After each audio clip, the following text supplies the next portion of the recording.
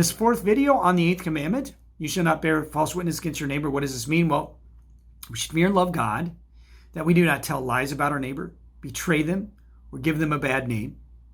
But we should speak well of them, protect their reputation, and put the best construction on their words and their actions, right?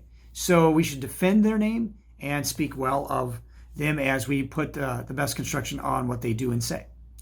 So here's a thought for you today that we'll consider in regard to this issue of the eighth commandment. If people are talking poorly about someone you know, what would God have us do according to Luther's explanation of the eighth commandment? Now, so we're talking about how we fulfill this.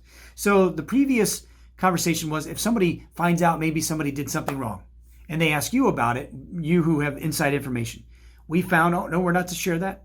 Following Matthew 18, we keep it private. We look to build up their reputation, defend them. Now, let's say the tables are turned. You enter upon a conversation among your friends. They're talking poorly about someone else. And you start to hear like, oh, they're breaking the eighth commandment. What are you to do?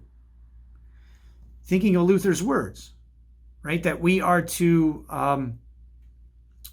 speak well of them and to put their actions in the kindest possible way, but it also says to defend them. So what might that look like? As you think about that, let me read this passage to you from Proverbs 31, 8 and 9. Speak up for those who cannot speak for themselves. If that person's absent, then what does the proverb say? Speak up for those who cannot speak for themselves.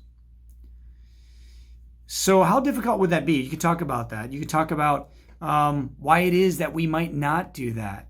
Why it is that we might be quiet. Do we recognize that we're breaking the eighth commandment even though we're not saying anything? And think of this too. When Jesus has opportunity to speak about us to the Father, whenever we're doing something wrong, right? And the angels are witness to it. What does Jesus do? Jesus defends us by pointing out his sacrifice in our place. He renews our name. He deals with the issue and protects our reputation before God. Is that easy? Especially when he's looking at sin and God is just? No, but because of his cross, right? He can always redeem our reputations. All right, so what should you do? And maybe what are some of the reasons why we don't defend someone else's reputation when it's being torn down by people that we're in company with? God bless as we continue to give some thought to the eighth commandment.